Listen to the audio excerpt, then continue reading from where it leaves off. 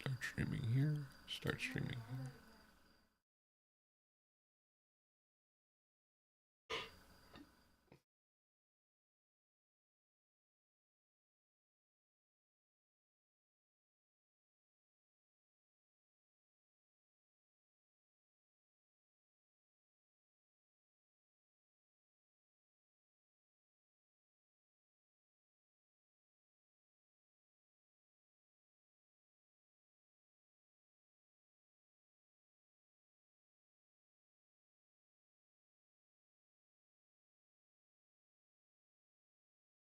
Okay, folks. Oh, I did not mean to. We'll get there. Okay. Select stream.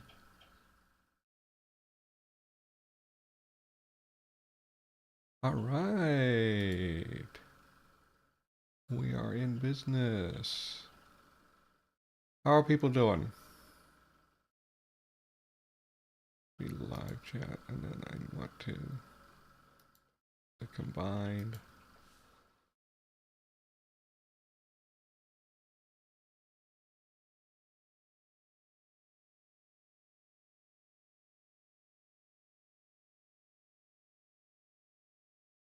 Okay, folks.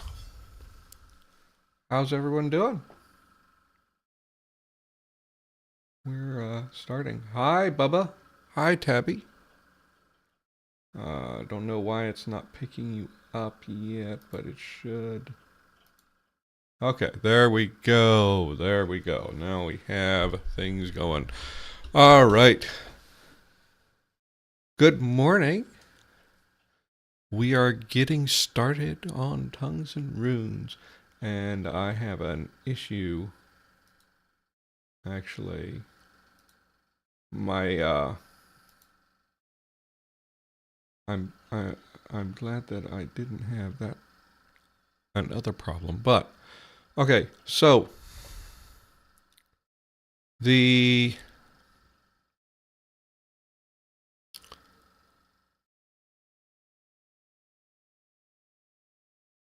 So who's going to the language creation conference? Because I will have a talk there. I'm not going to be in person. I'm going to be remote. But if we come show here, I am going to be talking on Saturday. Yeah.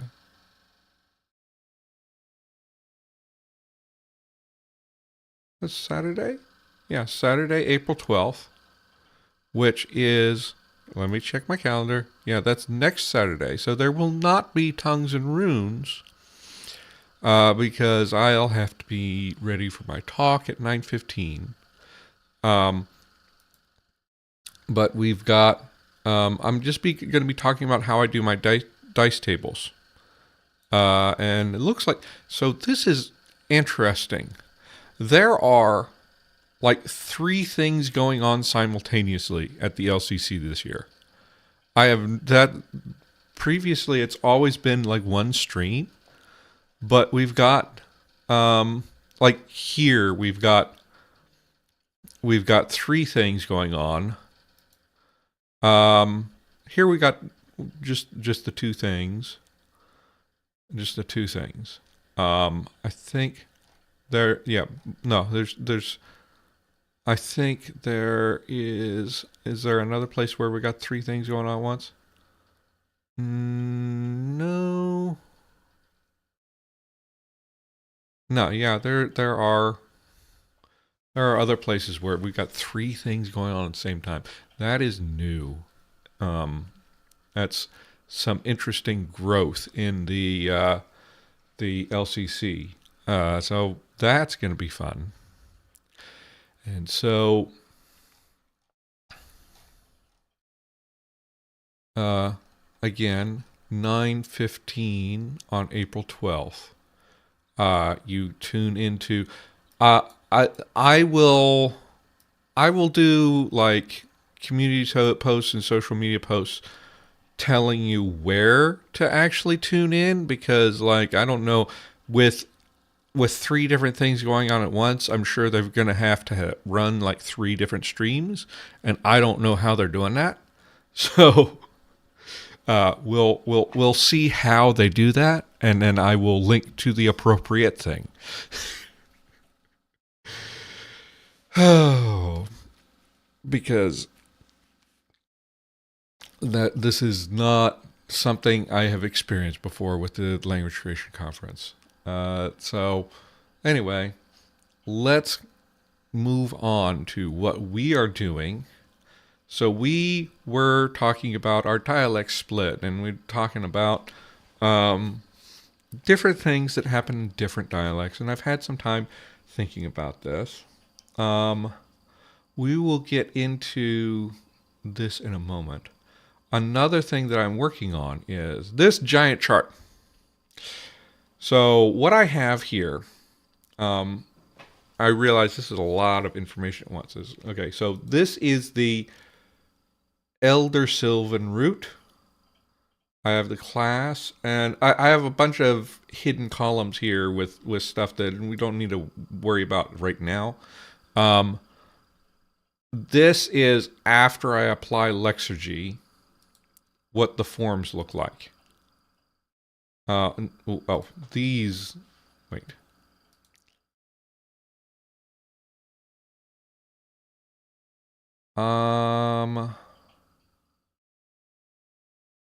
Yeah, actually, I hid more than I wanted to. Control Z. Can I unhide? Can I unhide? How do I unhide? Yeah, okay. So I need to actually show you more of this than I did. Let me go ahead, hide this. Okay, there we go. And we're good. So you got the singular forms, the plural forms. That's wrong. What happened there?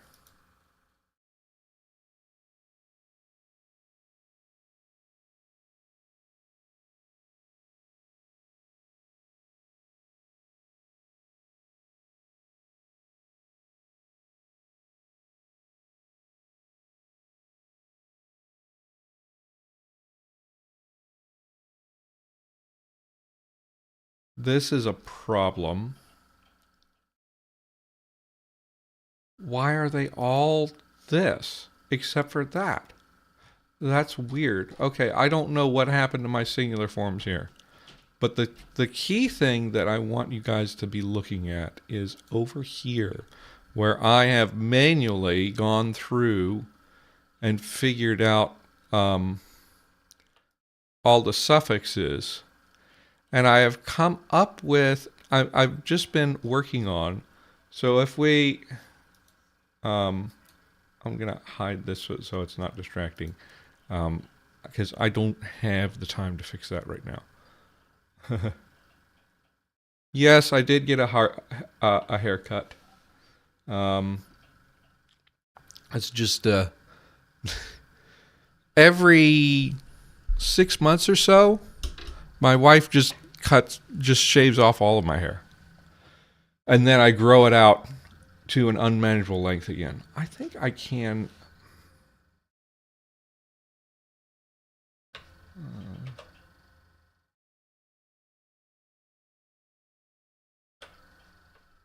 Why is that happening? I don't know. I just tried to undo. So I don't know what's going on here.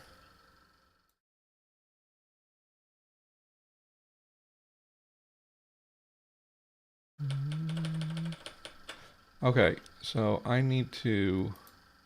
So what I need to do to fix this, I can actually fix this very quickly right now, and then we'll get on with it. If I can unhide these.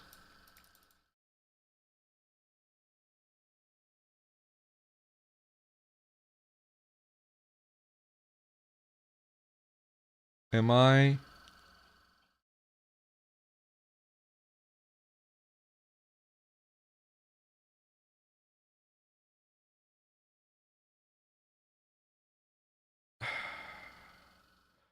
What happened? How did it? How what happened? How do I unhide?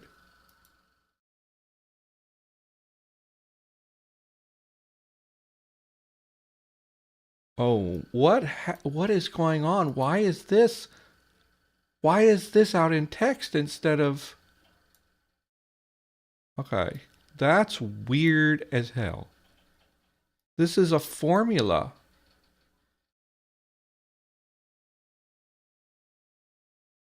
I just have to do this one by one. Okay, so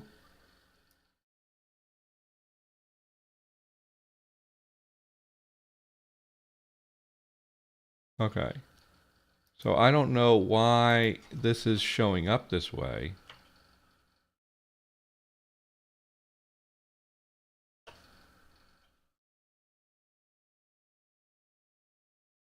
I have never seen this happen in Excel before.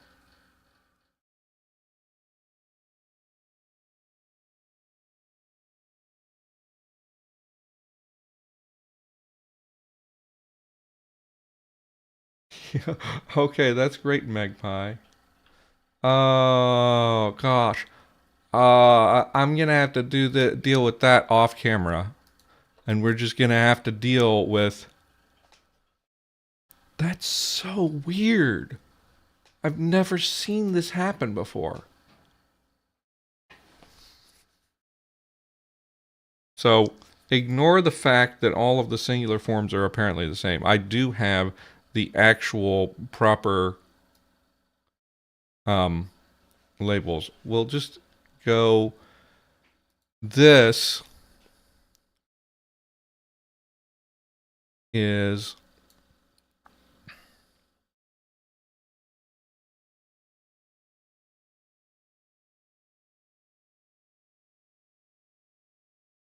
we've got. So what I basically am doing is I'm trying to figure out what declensions are emerging. So what basically if you think about like Latin or German or Russian, generally they have these different declensions, and what what happened was that they may have had a fairly regular case system in the first place, but then historical linguistics happened, and then things got screwy. So we have some interesting things going on. Now, these are randomly generated roots. So I was just trying to see what kinds of things are affecting the stem. And then later I can go and fix out and work on the actual roots. So like dtub, dtub, you add the see, you get abthi, but see the reason I put this, I'm putting the part of it that is unique to that form here. And you can see this alternates with a schwa regularly, right? So, and I'm calling that the AC stem. So if you have an followed by a consonant, it's going to have this pattern. If you have just an then you're going to get this. You get athi, athi, athichi, athichu, athichu, a, aichu, athiath, ath, right? So we got actually three alternations: and Here we've got an e at the end. I called this e stem. Actually, it might be important that there's a vowel in front of it, right? So we got goes ethi, a, and then this is, so singular obligative suffix, right? So what we're having is you're getting the schwa lengthening rule happening here. So maybe I should actually call this the I stem, because what's happening is we get this schwa is involved, and so this is probably going to be aethi, and this is definitely a, and this is lengthen schwa, lengthen schwa, lengthen schwa, lengthen schwa, which definitely all of the dialects are going to get rid of the long schwa. Just I want to make it a little bit differentiated from Dukago, which has stress schwas. So that's something to consider. So, and then E stem is, you see that pops up pretty commonly. Just, I guess my rules end up generating a lot of words that end in an E vowel. Now, but here we go. If you have E and a consonant, and actually it would be E between two consonants. I think if there were a vowel before the E, this would not happen. You end up with this fun stuff happening where you have the frication, right? Jigsi, right? Yeah. So this is actually, yeah. This form is actually brigsi, right? Brigsi, biggie, biggie, brigsiki, brigsiki, brigsiki, brigsiki, biggie, biggie, brigsiath, bigiath. Right?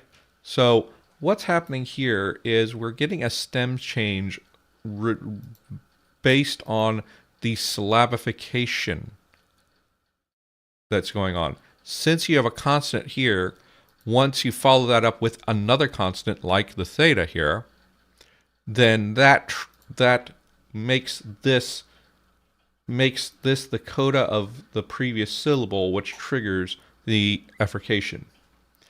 If instead you have the I suffix for the plural, that doesn't happen, and you just get a clear E vowel, big.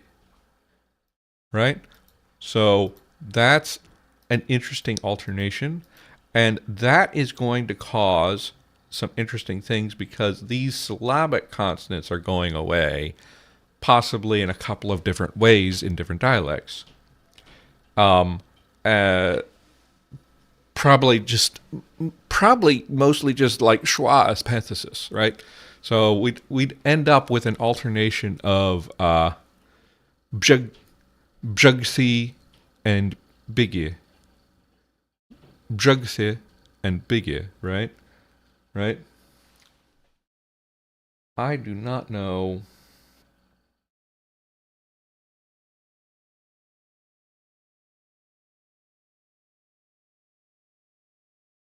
Goodbye, spammer. I don't know why. Yeah. Yes. And then, so that's a thing that's happening. Another thing is we have an O at the end here. And we got Othi and E. Right, E. And then we also have a schwa, Athi, Athichu, A, A, Aichu, Aichu. And then Athiath, Ayath, Ayath. I'm thinking probably we're going to end up with these that end up between two vowels becoming glides most of the time. So it would have just Ayath, Ayath, Ayath. Right? And possibly we'd end up with some schwa deletion happening sometimes and even more. And then occasionally you get something really wild with big stem changes. This has an SP aspirated, which, depending on the syllabification, does different things. If we get the consonant here and make this T the coda of the syllable, and let me again put the correct form here. So this would be di. Yeah, it's going to be a di.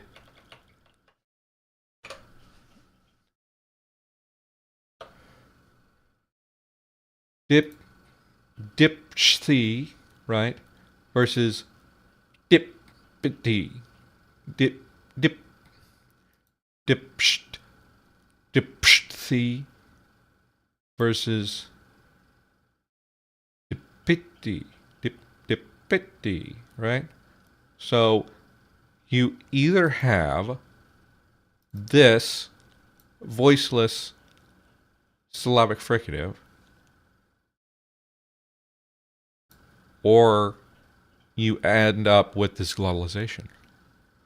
And that could be fun. Like, according to how our dialects, we could end up with this becoming like dipashti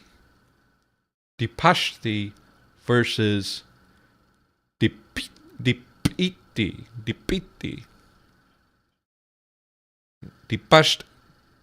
Dipashti versus dipiti, right? Because this is going to be an adjective in some cases, right? That is going to be wild. And I don't know whether to, in this case, classify this as a declension or say this is like a stem change. Let's see. And then okay, U plus a consonant. Not sure why I even bothered. Oh, okay. So we have uke, and upe, right? But uksi and upsi. So that's like the laxing is due to. So it happens either in an unstressed environment here, or when it has a coda, right? So that's what happens, why we just have the oo here. That might not actually carry through to all dialects, because I might be removing the laxing. And here we have some fun stuff happening with this having the alternation in a different place, because it actually ends in oo, in o. And if it ends in just an oo stem, then we get different from this. You get uthi and u, right? And then uthihu, uyhu, Usiath, uyas, right?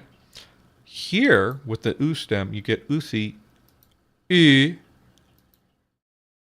usihu, usihu, u, uihu, usias, and uyas. So wildly different just from having this O diphthong versus just a regular oo, just a long oo at the end, right? And eu also has a slightly different trajectory, right? Uh, it, yeah. So this is this should be right. It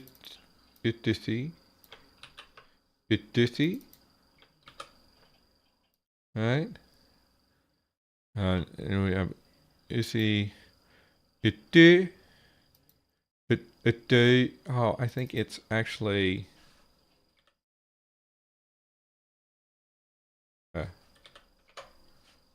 yeah. Itaisi, atai, atai, atai, ataisihu,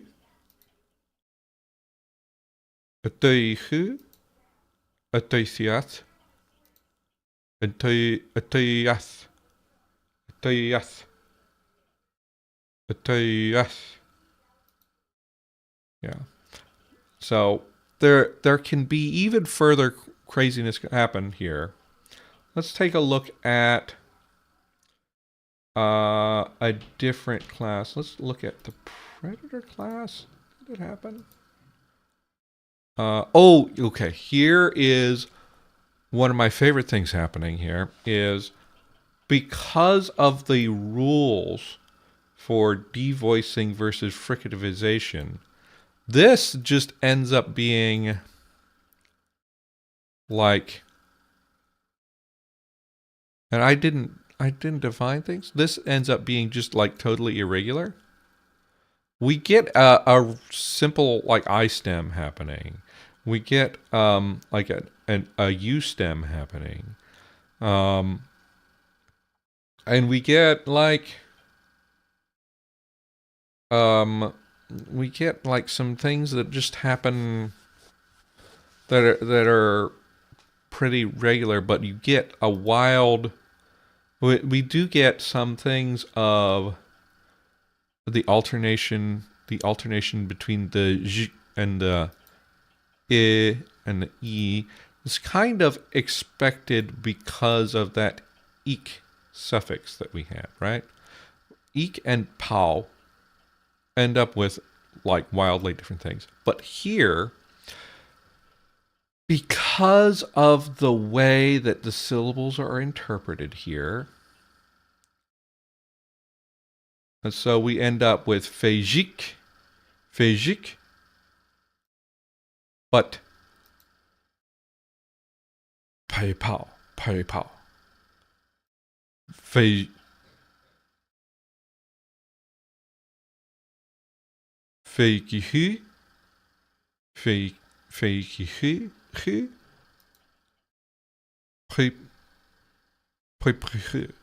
right? And then feicha, feikath, peipaoth, right? Yeah. So we're getting interesting stuff happening here. We're getting a wild. This probably just needs to be defined as a stem change. But you see, there's interesting patterns falling out. So I think what I need to do, and even the inanimates, which remember do not have number suffixes. There's no suffix here, but we get some different classes now. They're a lot more regular than any other class. But you still get some weirdness, like, so since we had buta as the base, we get, so this, for these ones, it's just going to be the same, right? All right, I can fix this quickly.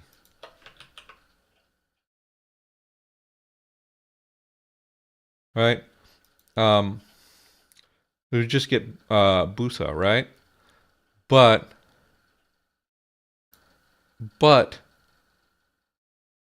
you get an alternation in the obligative and locative, where here it's buthahu. Yeah, we get buthahu. So it's the I mixing with the A, but to have an ash, right? Buthahu. There's a lot of alternation between schwa and ash going on. And then with the voiceless ah. Butath. Butath. And I didn't realize actually the oo is becoming right? That's even more. So we're going to end up with a lot of things just falling out of my sound changes in the middle Pachren stage, the middle phase stage, that will set up interesting declensions in the daughter dialects. So I've realized I kind of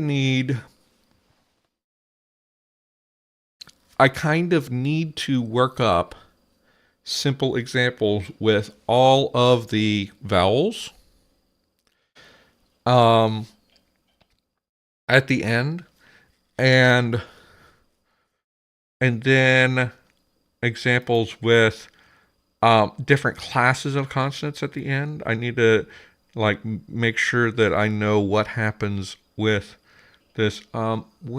Which class did I see? Let me quickly jump through.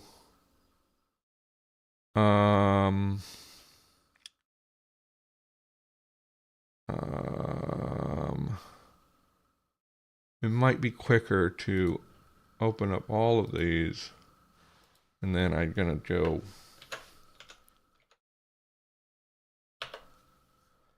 Here we go. So this is an herbivore class. So let's let's restrict to herbivore so we can see that clearer. But so here's when you have an S, because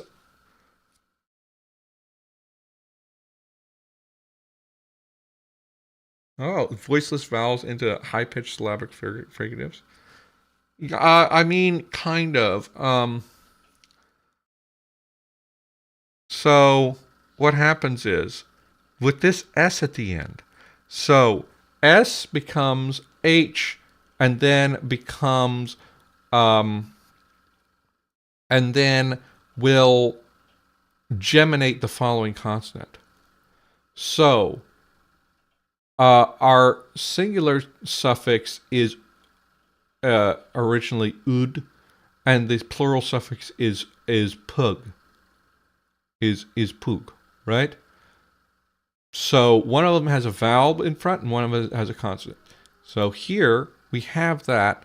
We end up with devoicing, right? Yeah, so it should be right.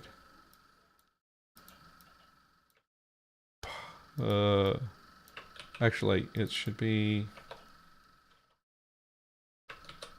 pud, right? We actually have an alternation with the right. It's going to be pud, but pug, right? Pug, right? But we have this alternation between, like, with the voiceless vowel, and then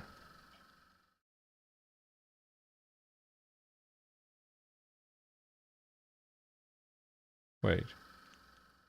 Yeah, so it should be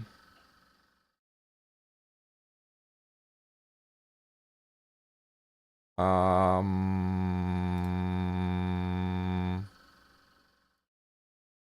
me actually run the sound changes on that and make sure that I have the right thing.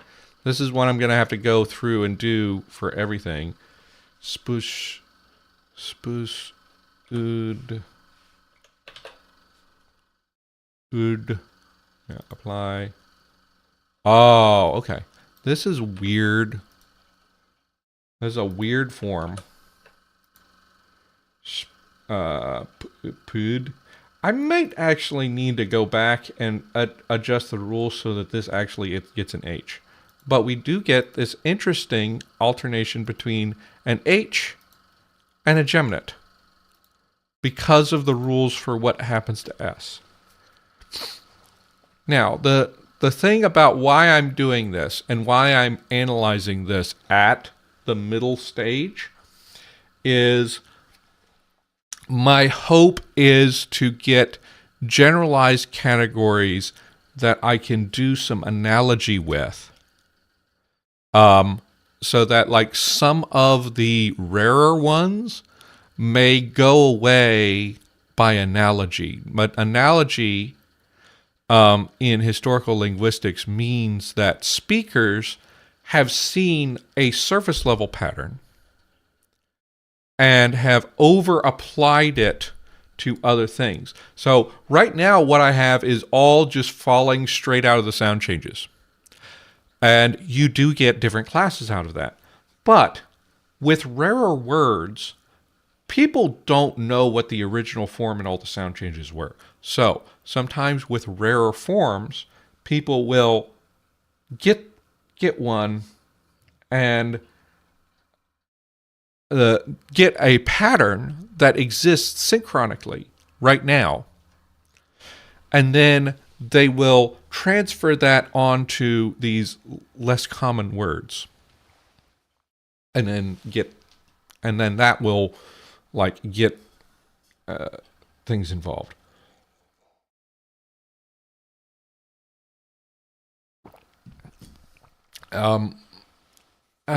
An example would be, I don't know off the top of my head, if I can give you an accurate example in English, because there are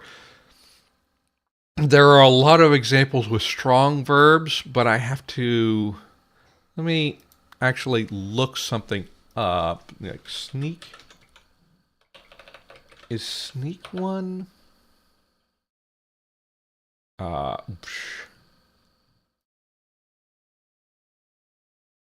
Wiktionary. Okay.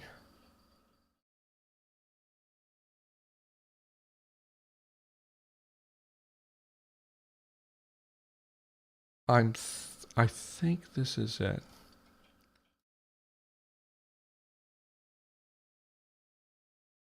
Yeah, kind of cows. Oh, okay. So we had a plural of cows, which was kine, right? Right? That's a simple one, right?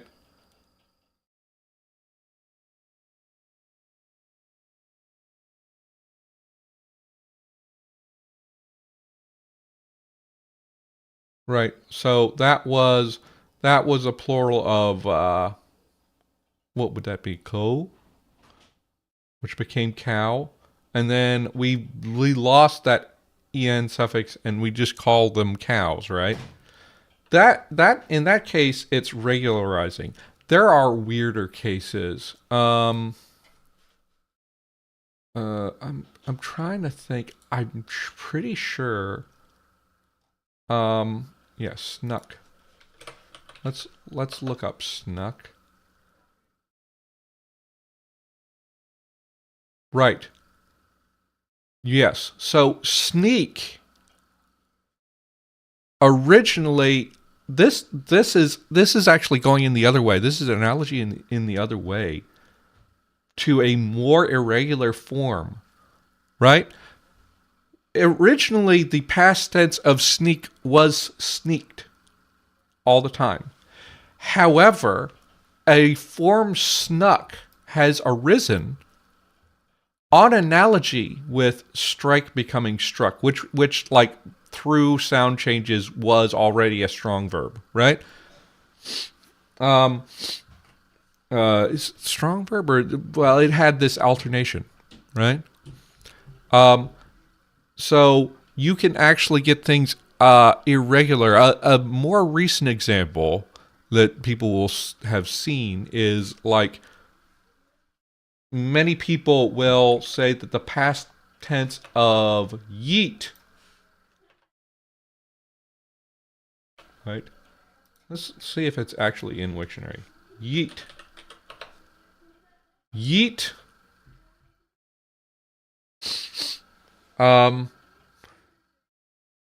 And the okay, yite and yote.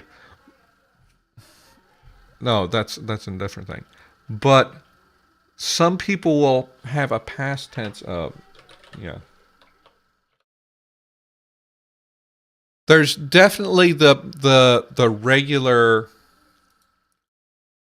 So there's yeet. Definitely yeeted exists, right? As a regular. Since this is a recent verb, you would expect it to be totally regular. However, yote is attested. I have seen yote. Where does that come from? That is like a strong verb structure. I probably it's an analogy with like smite, smote, kind of, which is interesting because it's not the same vowel in the present tense.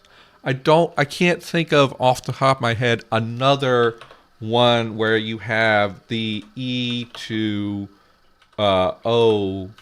I'm gonna be lazy and write O that way, but where you actually have an E to O, whereas this is I to O. But but you end up with like these are two competing past tense forms for yeet. And since it's informal like slang still, that's probably just going to be the case forever. Unless it ever gets like formalized, which I mean maybe in 100 years. But by that time, by that time, I think that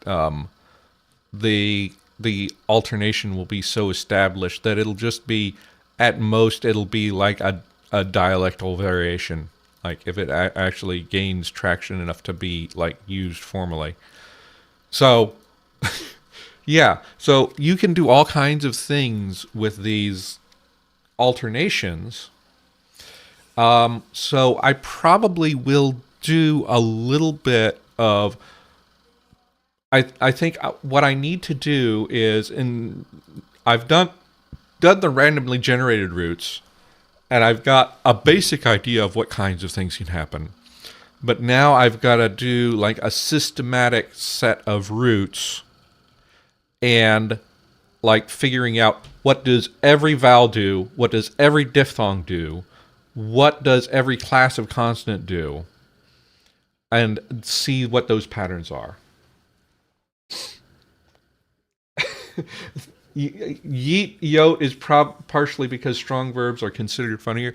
Listen to there. Okay, so here's the thing. Yes, a lot of language change is kind of subconscious or like people just trying to figure things out. Kids learning from their parents and figuring out the best they can and making mistakes. However, the thing with yeet and yote, I'm pretty sure that is deliberate because most people who use the word yeet know that it is a relatively recent word that was like coined out of thin air, right? So they know, like consciously, that it should be regular, it should be just yeeted, right? But they choose to make a strong verb form yote because it's funny. Yeah. Yeah. So that's what the alternation of yeet and yote is about. So that's something to remember is yes, most of the time it's like unconscious or like honestly making a mistake or something like that. That's why like rarer verbs are more likely to be irregular, that kind of thing. But sometimes people do things just because it's funny. Actually, I want my monitor on. It actually feels better to have my monitor on. Sometimes people do things to be funny. That is a fact about language. Coining vocabulary from thin air is a feature of AAVE. Well, I mean, the AAVE speakers. If you don't know that term, that's African American Vernacular English. There are a lot of names for that. I think it's more common now for linguists to refer to it as African American English, right? Um, that is that is a dialect spoken predominantly by Black Americans, and yes, a lot of slang comes from there, which, from a world building perspective, it is important to understand that marginalized communities do a lot of changing of language, partly because they're isolated from the larger community, and partly to distinguish themselves from the mainstream in order to form like an identity that will protect them, right? Yeah, so that's what's going on, and that is why quite a lot of slang comes out of African American English, and also quite a lot of slang comes out of the queer community. There's also another force that kind of comes from being in a disadvantaged position is younger women. Although there's some different dynamics because like women also tend to conform to the standard a little bit more than men do. And I think that has dynamics also for the things that they invent. That's all trends and stuff, of course. That's like broad trends and individual words. Also talking mostly about dynamics that happen in American English. In different countries, you have different groups and different things, but there's gonna be like some similar patterns with whatever like groups are around, right? I expect that there are parts of Europe where a lot of Roma influenced language has made it into slang, right?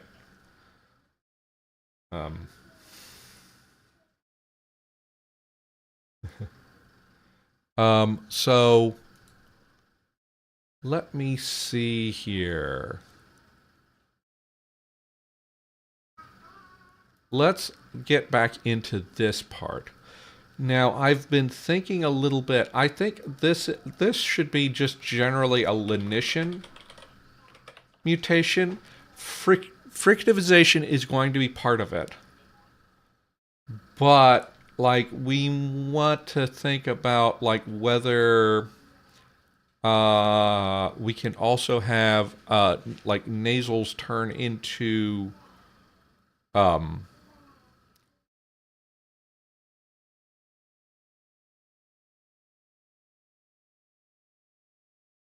yeah. Oh, there's a lot of groups that could be contributing to British slang, right? Um, Slang is often the edge of language change. That's true. That's true, Carl. Talking from Neography A to Z. Also, check out Neography A to Z, where Carl Buck is reviewing writing systems. That's gonna be fun. So we've done a lot of here. So I've said like the lenition is gonna happen. This degemination. Now I said before. Let's see. At the end we had some. So final vowel deletion happens just in one dialect, in the Dusk dialect. Final consonant deletion happens basically everywhere,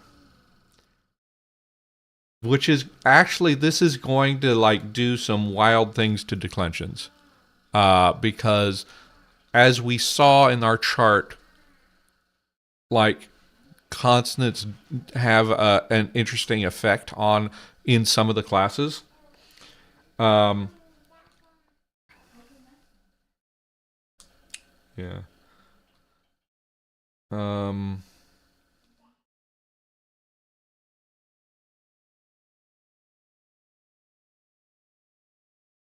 but so that is happening.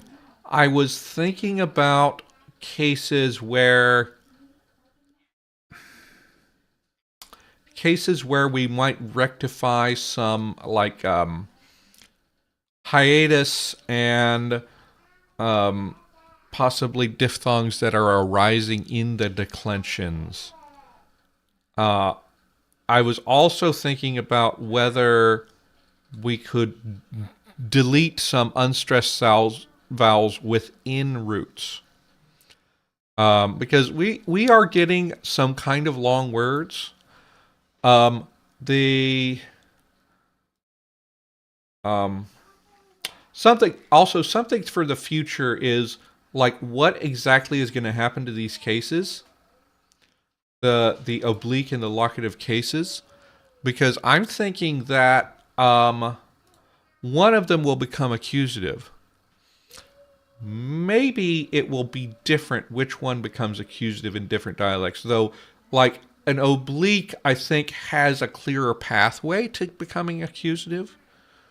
If you have an oblique and a locative. Um, but like the thing is, the functions of these is largely being taken over by prepositions.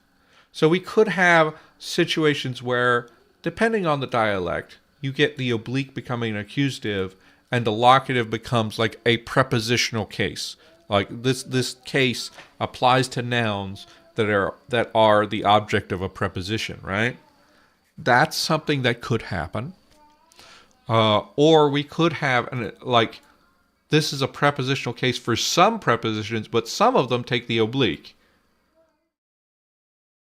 which would be a bit wild, which would lead to this situation where you have like accusative and and like weird prepositional case coexisting.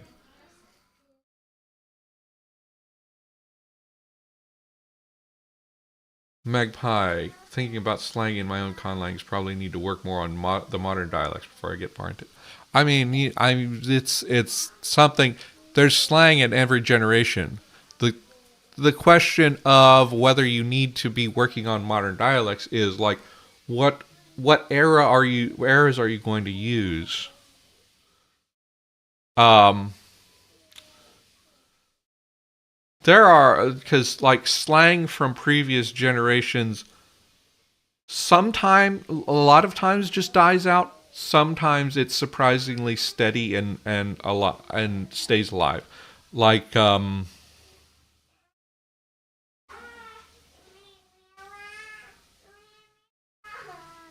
my goodness. Are you hearing that? Okay. Yeah, it's sort of uh, warm colors. What are you asking to borrow? Right. So, but one thing is like because I've got like two vowels in this, we could do like a thing of where we can delete in certain circumstances this eh. So we could end up with du du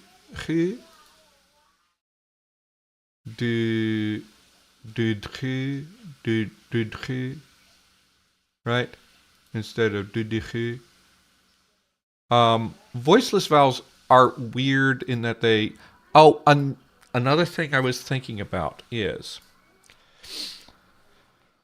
I was originally going to save tone for the celestial family, but I have realized I have some opportunities for this. So, the glottalized consonants.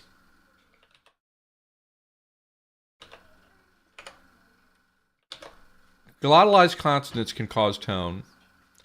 Also, voiceless vowels. I don't know how to.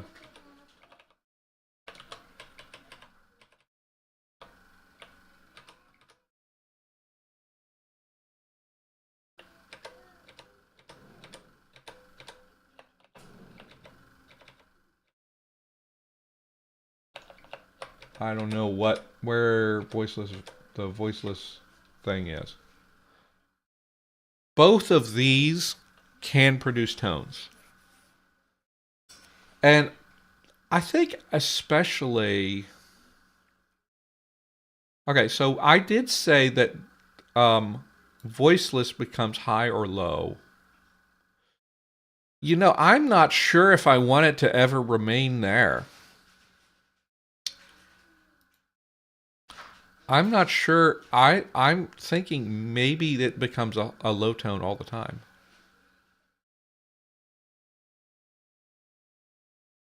And put a pin in that. Um, but we could have. So I don't want to go beyond a two-tone system. Um, or really just a single marked tone, because I don't. I want it to be easy enough to pronounce, basically. Um,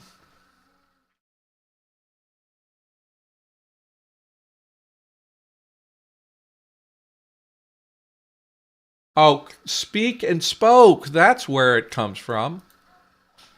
It was just me just trying to stream and not speak and spoke. That's definitely where yeet and yote came from. Cleave and clove.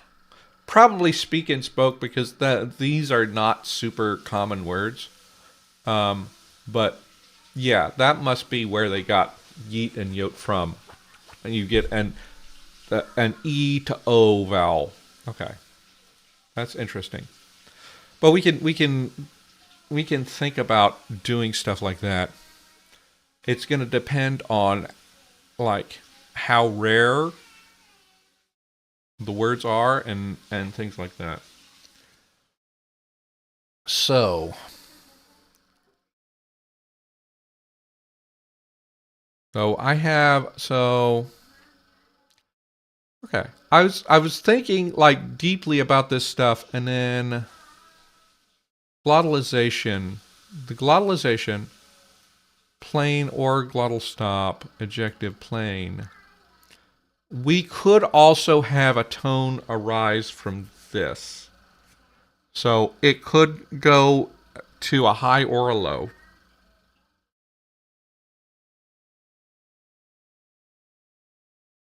So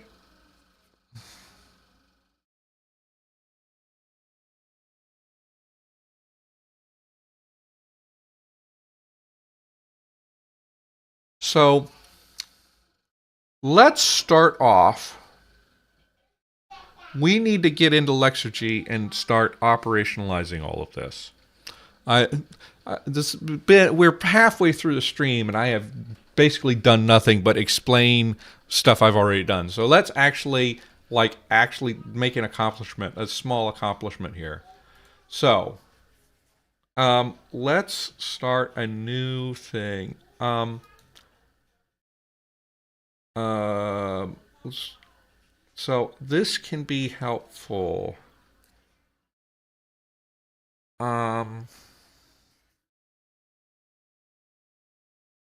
What do I need and what do I not need? So let's clear out all of this. And let's get started on let's start on the base for all of these. And then we're going to think about we do not need these anymore because I have gotten all of this out, right? We don't have aspirated constants anymore.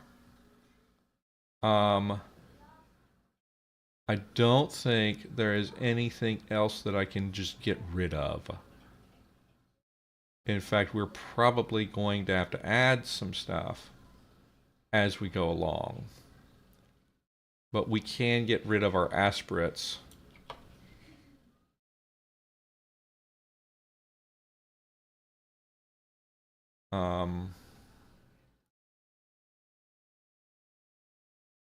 So let's go.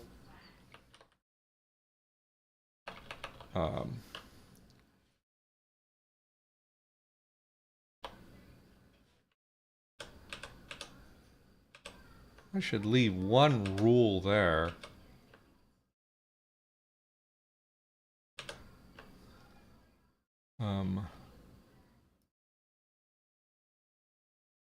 Give me a rule so that I know what the syntax looks like. Okay. Now,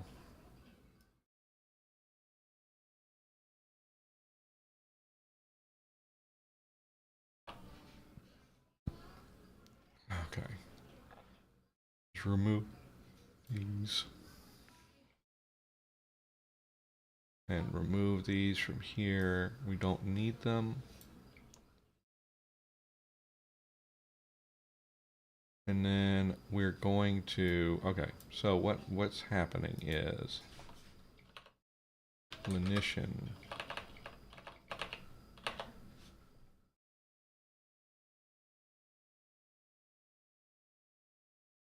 Backspace it.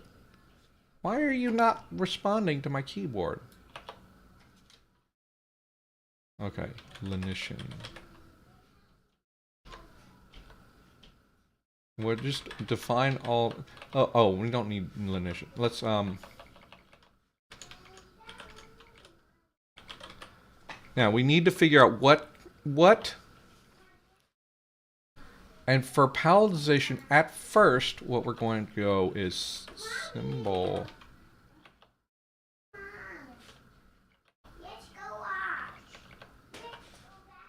No, it should be a diacritic. I'm silly.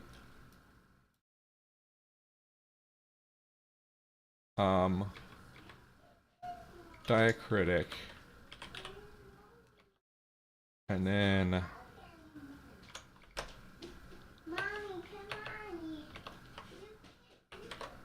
loading. And then I'm just gonna like make a feature palatalized just to make things simple.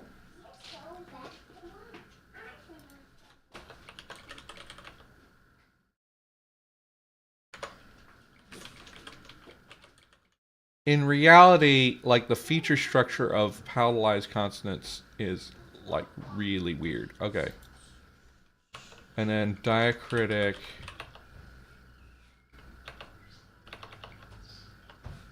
w.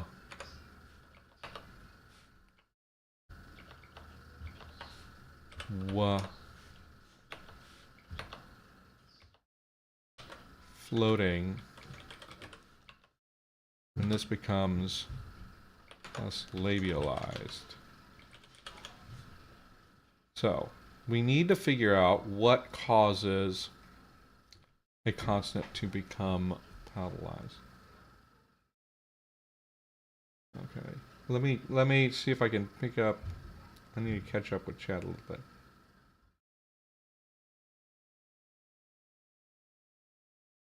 Okay. So I think what we have, any consonant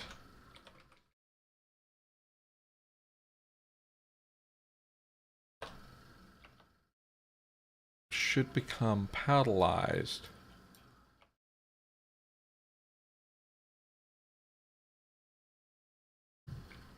So first of all, consonant, any consonant plus a y, that just becomes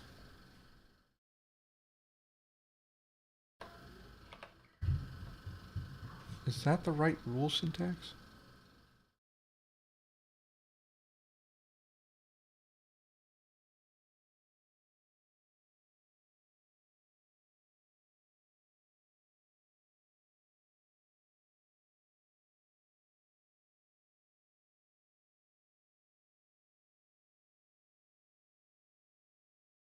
Oh, where's the docs?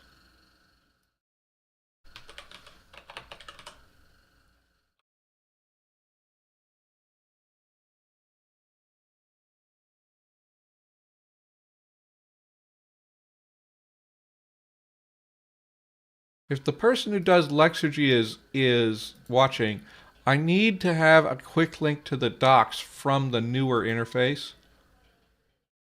I'm missing that. Yeah. Okay. So that is the right syntax. So here we go. It's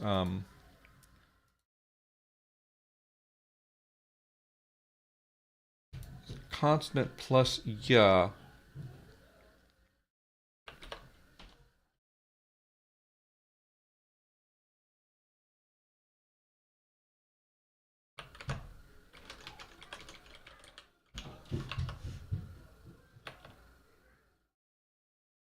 Right. So if do we have any words that are like that, just to test?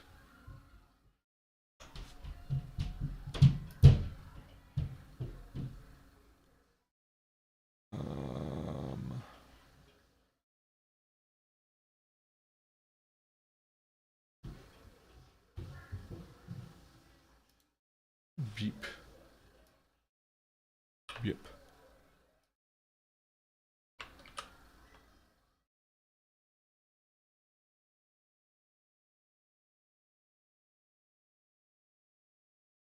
Oh, I accidentally ended up with a lie. What's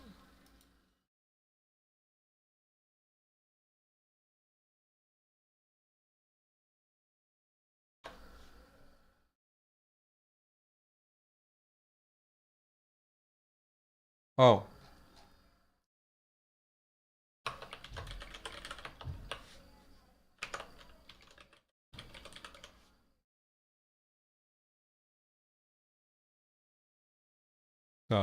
Yep. Yep. Now remember, so in the end, it's gonna be like beep, beep.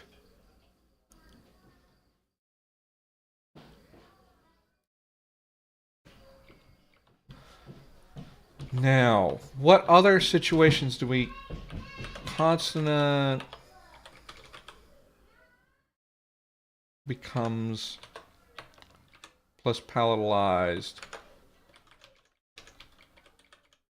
And here is the question. is it high vowels that trigger it? Is it low vowels that trigger it? Is it high vowels or front vowels or both that trigger the palatalization? Because you can go with so to grab some example words here, like bea, we get bea. So and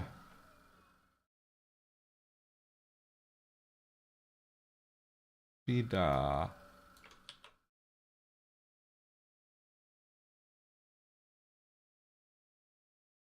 So we have two possible versions of this rule. And let's see, I have tongue thrust versus tongue height. So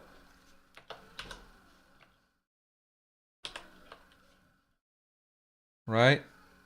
Um,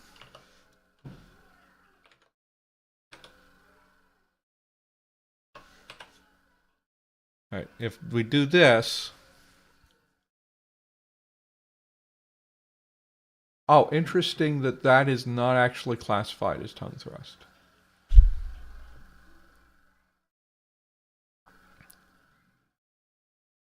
The most common thing is to have, why is that not a tongue thrust? That is interesting. So how did I define I? There must be a reason. So I is tongue thrust. So why wouldn't? Oh, I just don't have I in here. That's a thing I can fix.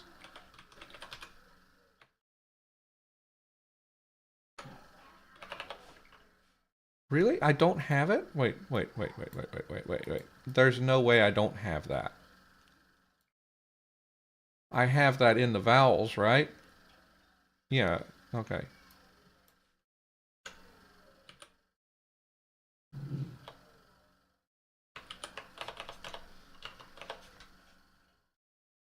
So I have it in the vowels. Do I have it? But I don't define it anywhere. That's wild. Okay, that's so symbol. Yeah.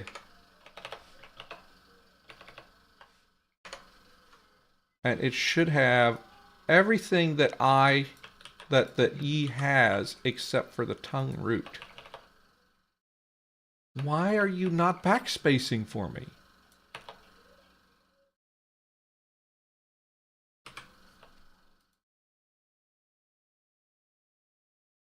So, okay, so, but why is that not tongue? Why is that not? Okay, why is that still not applying?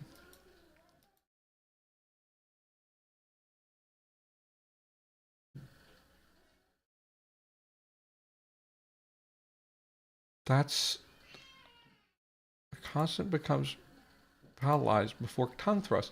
This is tongue thrust.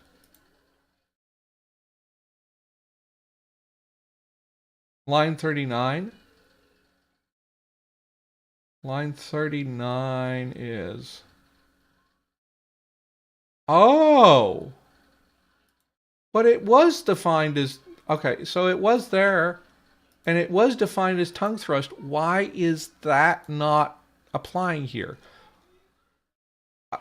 Ah, I haven't put the fricatives in my constants.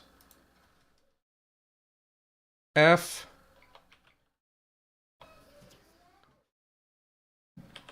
theta um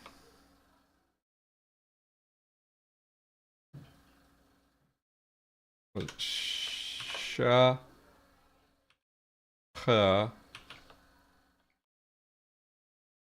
the,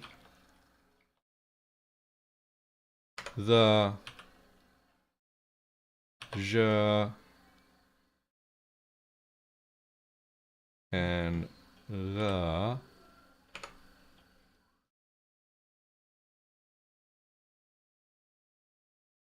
There we go. Fjida. Fjida. So we can go with tongue thrust, or we can go with tongue height, or we can go. There are basically 4 options we have here. You can have, so front vowels for palatalization.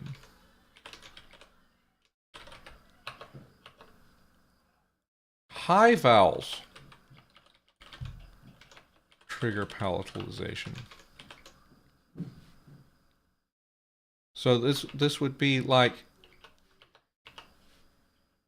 E, I, A, right? High vowels, this would be E, I, but also U, U. Okay, so U and E, U and U and U, U, but also U and which this does happen. There are languages with a rule like this. High front vowels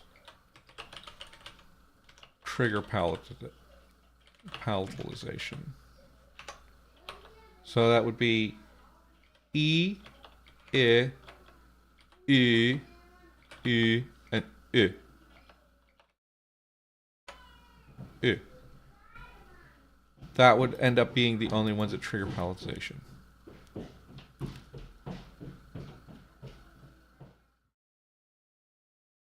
And then high vowels and front vowels trigger palatalization. This is like nuclear option. We'd have E, I, U, U, U,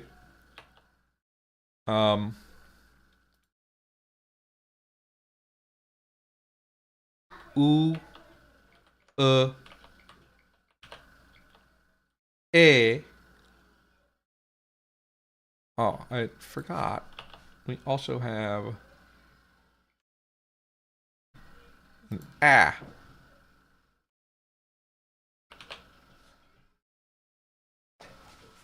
That would be a lot of things to trigger palatalization. And some of these would also be triggering labialization, which we'll get to in here in a second. So this, I might need to do a patron poll on this, because this is gonna like affect fundamentally how palatalization works in the language. So we'll be thinking about that. Labialization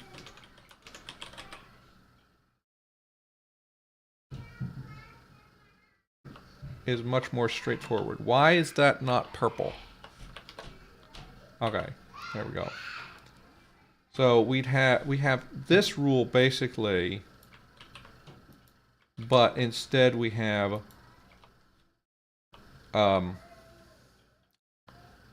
it's a wa. No, it needs to be.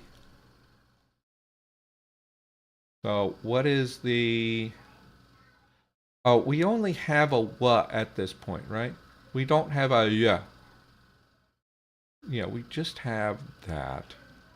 So we can just go, we just strictly define it as wa, and then it's labialized, right? Then we have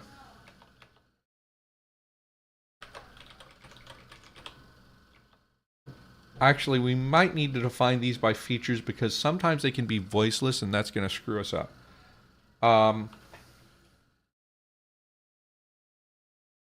Ooh. Oh, okay. Sharing some stuff about your conlang warm colors. That's great.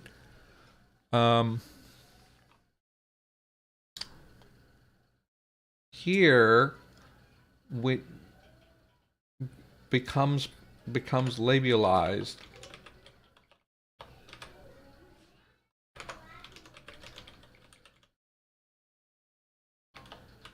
before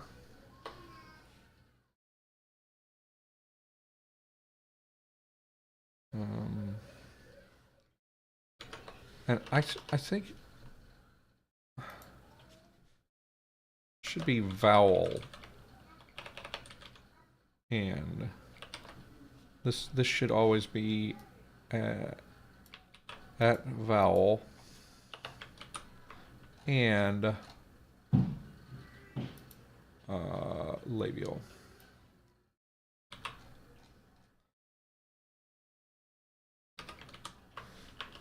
Because we don't want it to happen before labial consonants is going to be, it's going to not work out right. But if I did that right, we should be able to find, do we have, okay, kutach,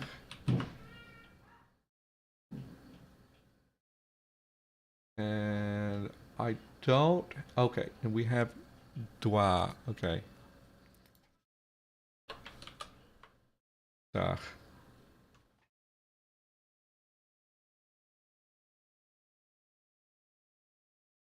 And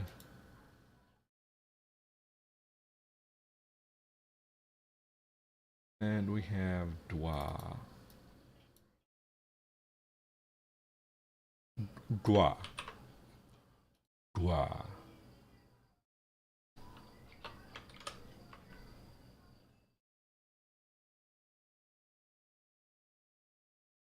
So we got kutach, and dwa. Dwa. Yeah. And then, here's the thing. This is not going to be in all of them, but we have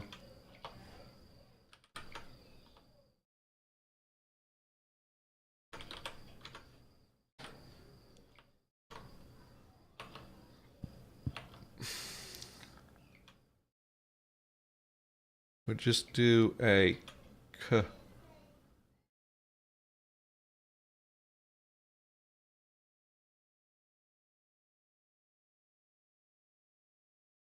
I'm glad that we have an example ready.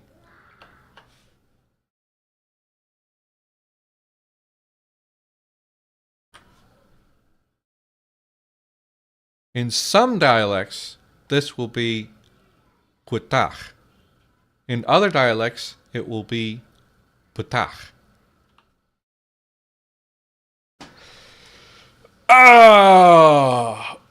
To do our QP split. And then I think something that we can do, because this is happening, because whichever dialect group we're going with, this is going to be realized as something, then we can probably get rid of this lax and turn it into something else, which will like do fun things. We may end up adding in some like loss of the lax vowels because of this, right? Particularly in the twilight dialects that are more innovative. Maybe winter will keep it, or not, but maybe the night dialect will keep it. I'm not sure about that.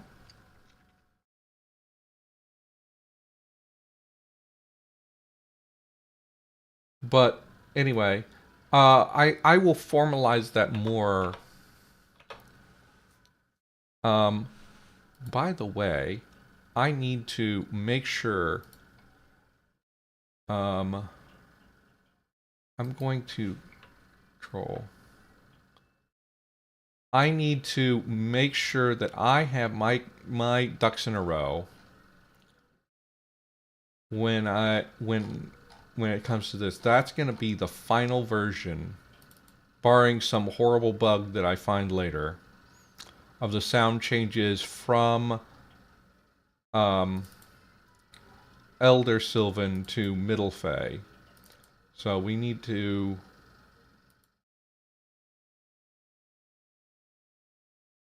So this is. Delete this. I don't know what's the difference between these two. But I'm gonna delete this one and make this one the one.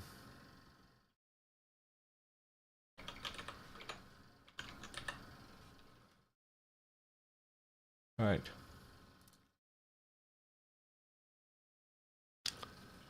Now, so we'll hold off on palatalization until I can get an answer on that from patrons. It's gonna be pretty impactful.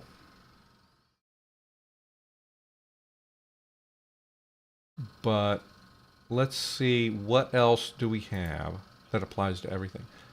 So, right. So we have day and dawn get the qu to p. Dusk and night do not. So that is like a delineation between like the lighter dialects and the darker dialects. I just that just came to me out of thin air that decided to call them that. The other thing that happens all the time is going to be lenition. We're going to have a lenition that becomes an initial mutation. So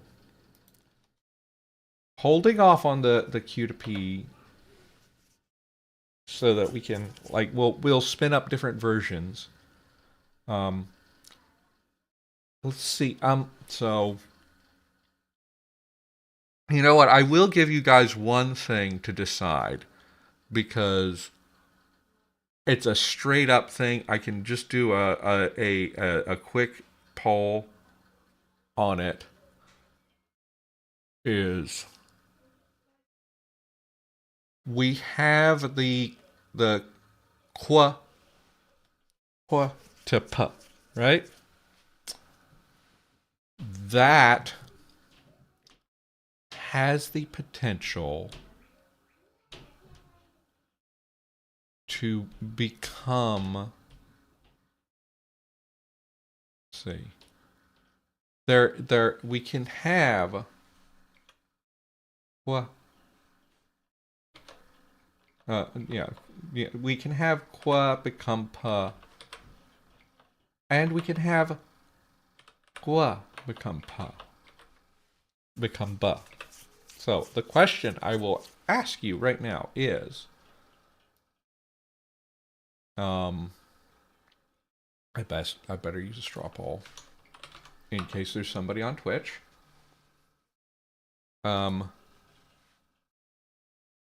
Does the QP split also affect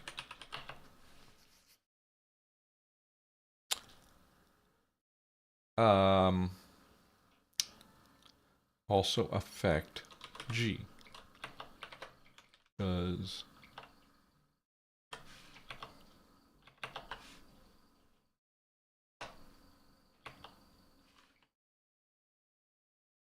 become B?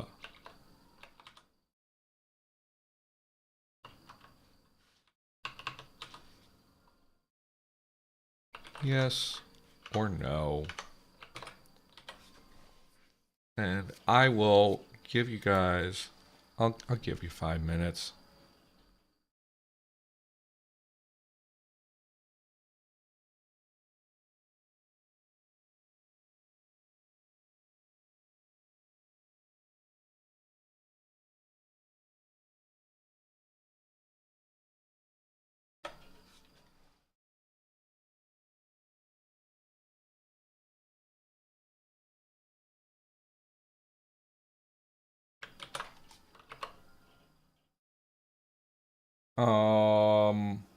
Okay. Yay! It posted to both places. Okay. So you guys weigh in on that. I'm going to put that over here and see how people are going or are thinking. Because it could be fun to have it like weirdly only affect one, or we could just let it affect both, right?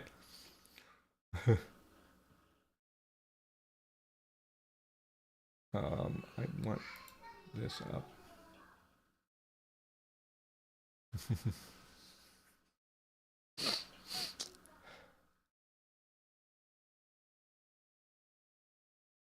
People typing in Cyrillic makes me think of a slightly unnerving fact about running a language focused live stream. In that, right now we're very small and it's probably not going to matter so much. But if like these live streams grow to an unwieldy proportion, gonna have this tension where like I want people to just post in whatever language they want. However, I would not be able to have moderators who speak every language on earth. So somebody could say something that is not appropriate, and I wouldn't know, moderators wouldn't know. What am I going to do?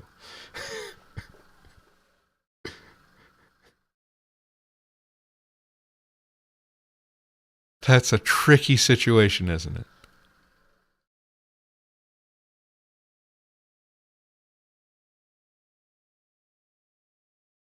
Anyway, we're not talking about cows right now. Okay.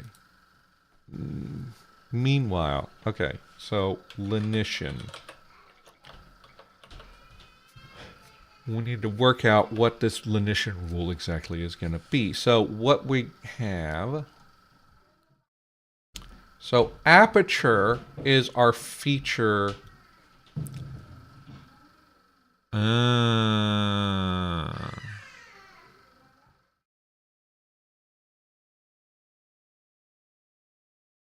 Interesting. Okay, so...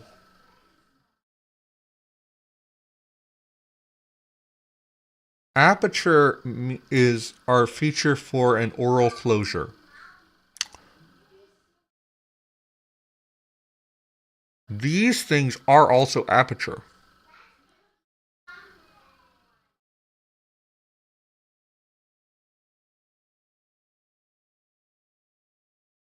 Now, the thing about this is we can restrict it. We can restrict just to these. But then what happens to our existing fricatives? And then what happens to these?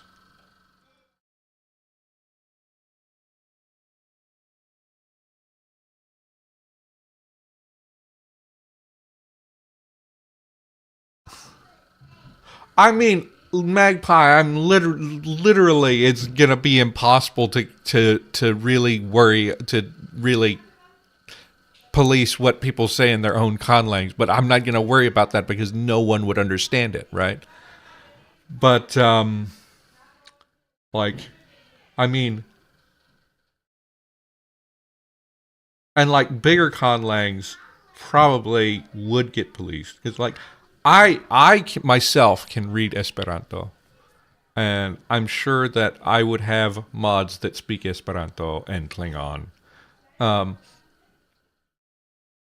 but like your own conlang, yeah, whatever. I mean, unless it's obviously taken from another language and stuff. But yeah, but conlangers also tend to be multilingual and could like start saying stuff in like random languages. I'm not super fussed about like keeping things clean in the chat, other than I don't want people saying Nazi shit or being or spamming or just being being a negative influence on the community.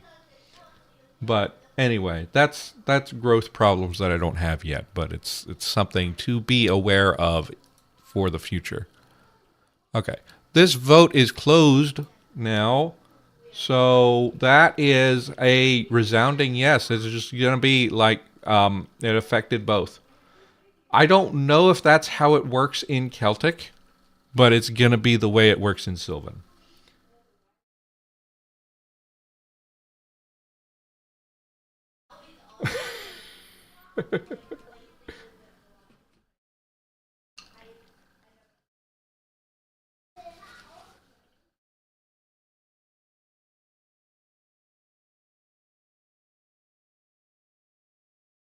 Okay. I,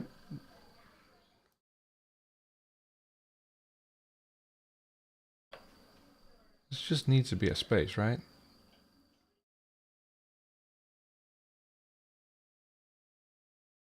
So the first thing that happens here is,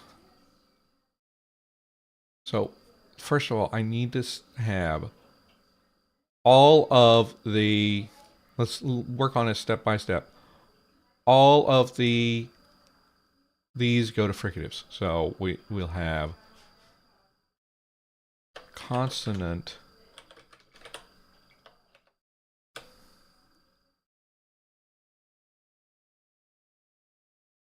and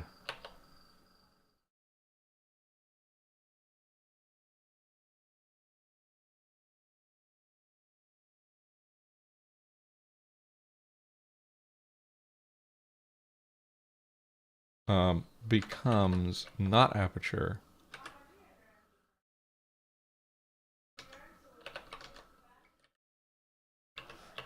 In the environment, so between two vowels,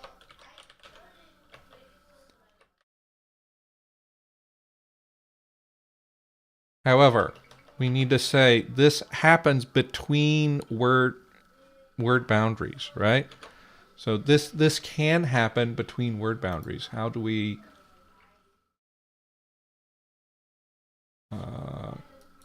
Control F, word boundaries.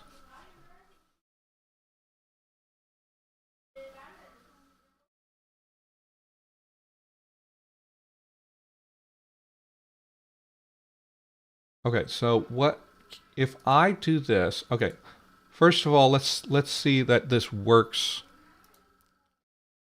Oh, fida. Why did that happen? Oh, what?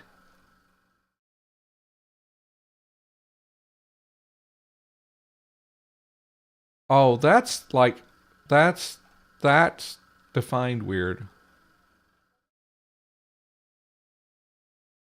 Okay, I'm gonna remove this. So let's go here, and this should be. These should be plus GT.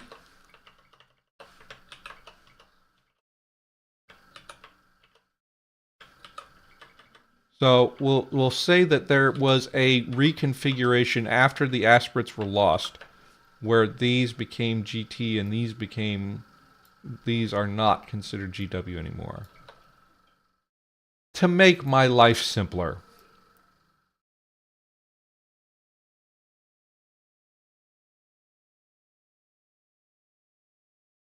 Right. But this remains like GW for reasons. So we've got Gwisach, and then I need to see, so if I put a word boundary in parentheses, and then I say something like Adwa.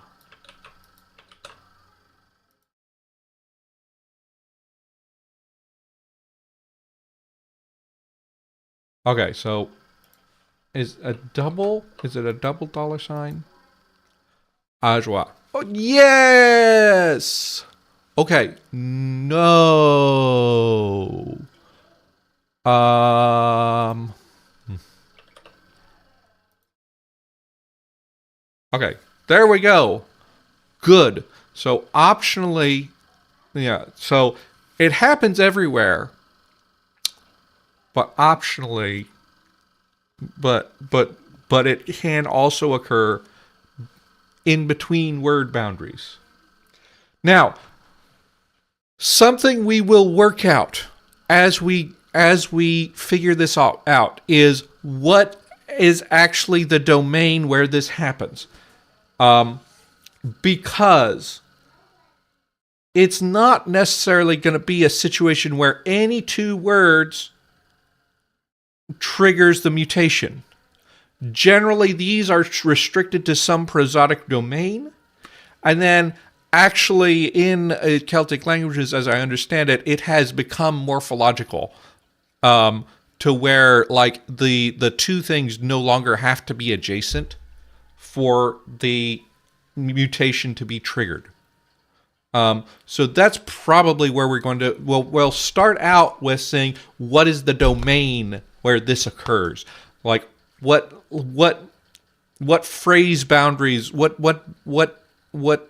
boundaries will block it, and we'll be working that out in a little bit. I probably need to do a little bit of a refresher on how on prosodic phonology because like there are many competing theories, competing frameworks of how to do that, and all of them have problems. But I just have to like pick the one that I'm gonna work under in order to make it make sense. Probably I don't need like a full hierarchy mapped out. I just need to decide like, oh, okay, this happens within a phonological phrase, define what a phonological phrase is, and then I'll be done. But I need to actually like go through and figure out how to deal with that. For now, so we have one piece of our lenition rule. The question is, do we want things to happen to fricatives too? Like fricatives and nasals. Okay, well, let's make up a word.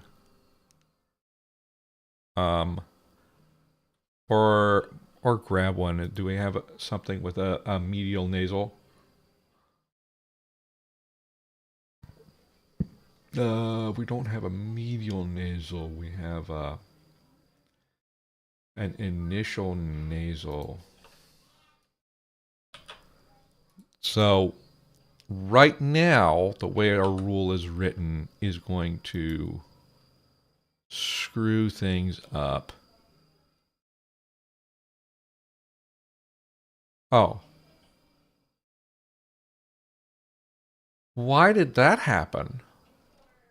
So these are supposed to be aperture.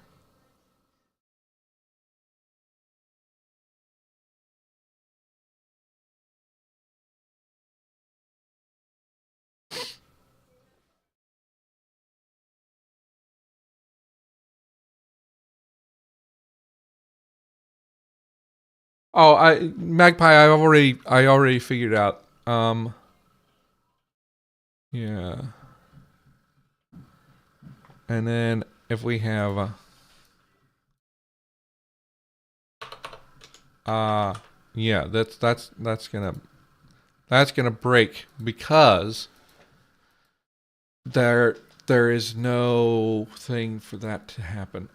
But if we have, so we need to we need to think about whether we want something to happen to nasals.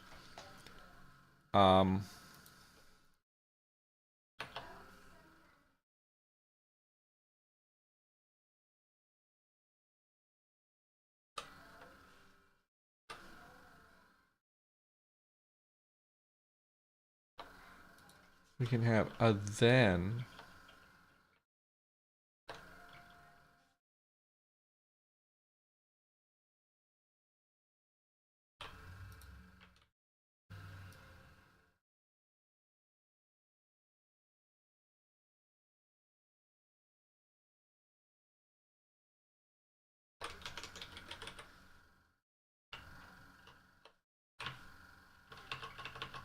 what happens when I do this?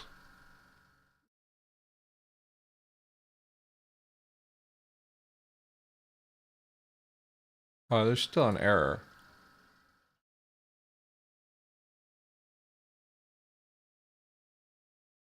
Why is it throwing exactly the same error? Oh, is that not going to work? Okay.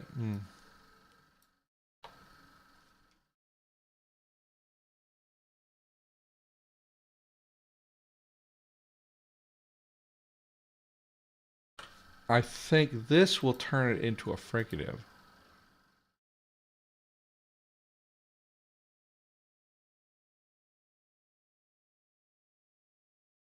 Why are we doing this? Okay, I guess I need to put this up first. Okay. Yeah, that's turning it into a fricative. I don't want that. The thing is, so I've got a full complement of nasals, which would, like, do weird things if I did this to the nasals. I know that the Lanishan mutation applies to nasals in Celtic, but I don't think it's quite right for this language.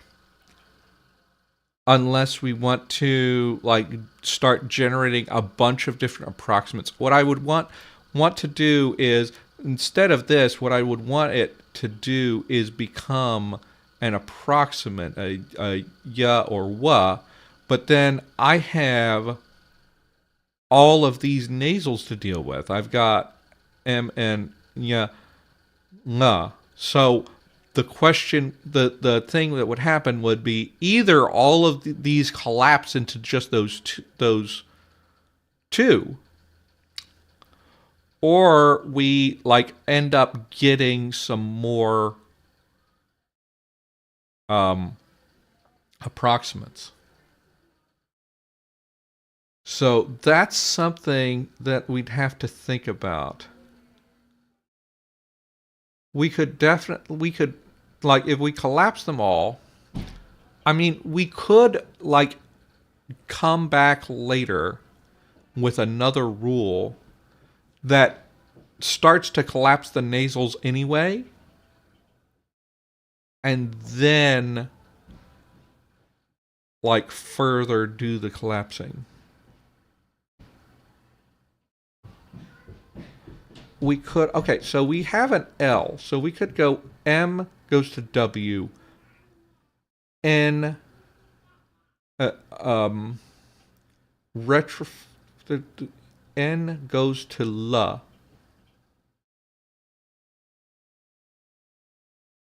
Nga could go to W. Nga, maybe we'd have an intermediate stage where nga and la both go to a velar approximate la. La. And then maybe later, after labialization and stuff, it goes all the way to wa. That is a way that we could involve the nasals and not lose a ton. Because I think I probably will lose la, the uvular one. It's very rare in the first place, and uvulars do tend to get lost. So it wouldn't be too big a deal to merge these already in the Lanishan.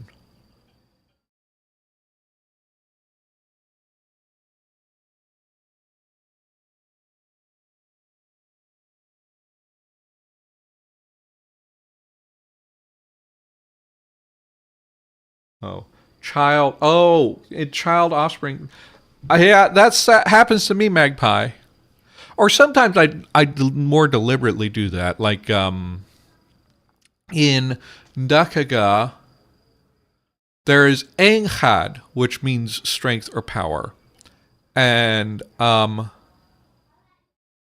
Shahibi means strength or power. And Enkh means powerful. Shahi means hard, but also means strong. And so they end up having like an overlap, and ink tends to be more like a little bit more abstract, can refer to magical power, can refer to social power in addition, but and then and then shahi, because it comes from the word for hard, is also much more aligned with physical strength, physical power, right? So like you can end up with those. I don't know if I can think of an example that I did just completely accidentally though. But the opposite of both of those though is afa, which means soft. Um, but we're not doing dragons today. So hmm, let's so how are we going to do that? How are we going to actually make that happen? So this is just consonantal sonorant. If I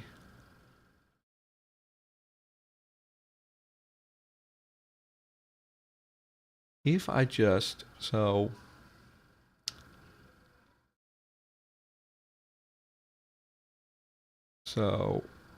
if I just add sonorant to these, remove the nasality,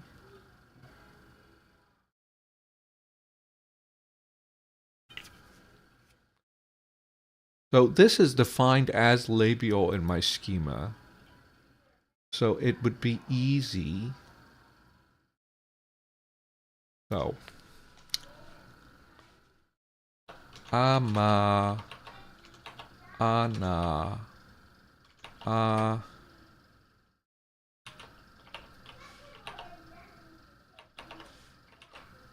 ana,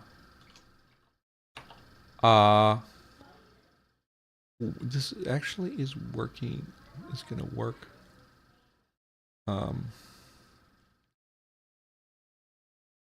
so I need to put the coronal feature on these. Ana, a, anga, and a. What is that?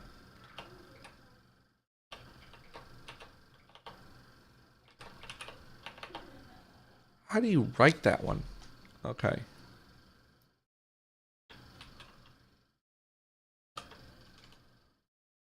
And then what happens if I say this? So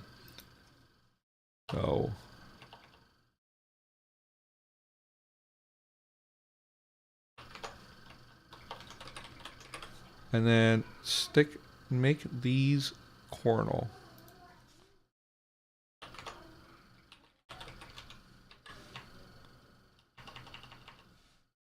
It should have coronal on it anyway.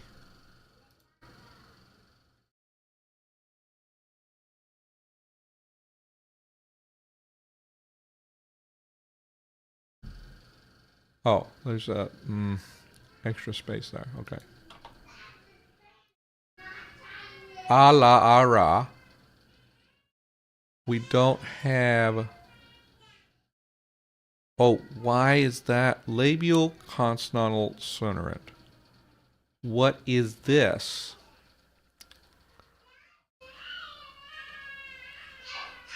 Oh, this is tongue hide. It doesn't have to be tongue hide, does it?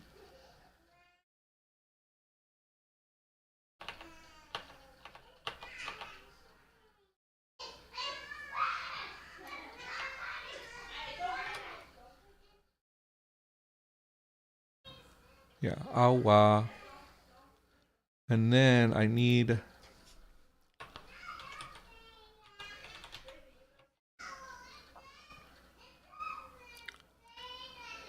I need this.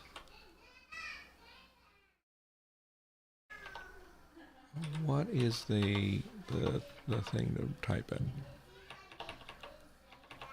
I'm just going to copy paste. I'll find out how to type it.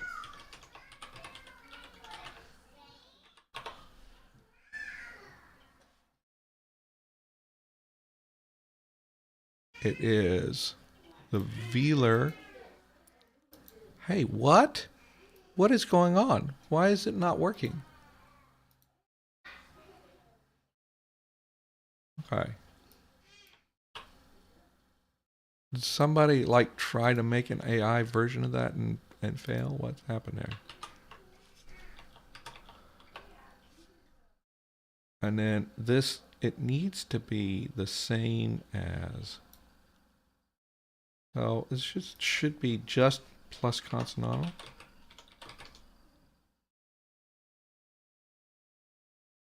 And sonorant. And then we apply this. And I'll just go ahead and say that the back feature disappears here. There we go. Okay, so with lenition, this becomes awa, ala, ara, ara, ala, ala. I think actually, so just to make it clean, a clean break here.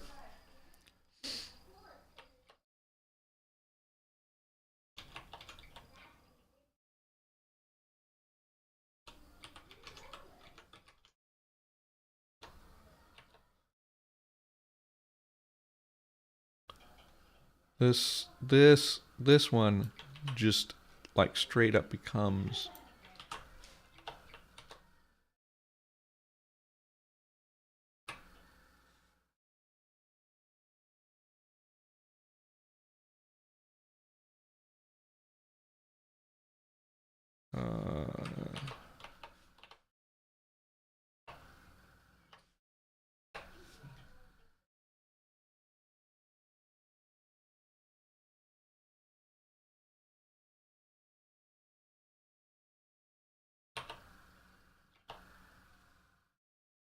oh, it needs to have this. Okay.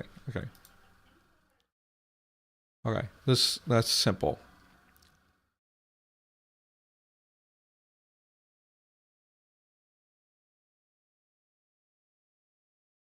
Okay. So I'm going to export this and then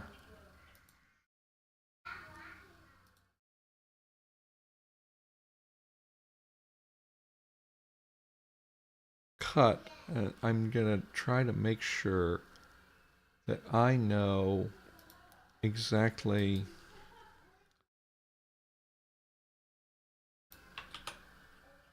and this dialects master. Okay. This is going to be the one that I base all of the dialect ones on. We're going to start from here, and then as we branch out, we're going to edit this. So we're going to put all of the changes that apply to all dialects in.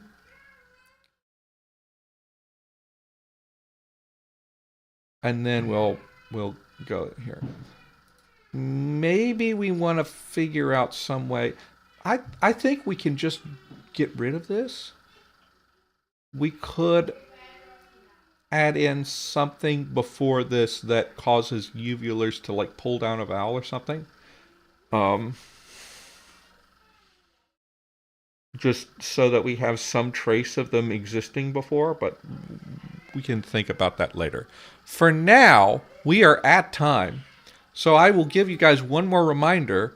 Next week, we're not having Tongues and Runes. I will be at the Language Creation Conference, and I'm going to have a talk at 9:15 a.m. about my process where I call it rolling up a language, embracing randomness and conlanging. I'm going to talk mostly about my dice tables. Okay? and then we're going to have some fun with that. So, everyone, thank you for watching, and happy conlaying.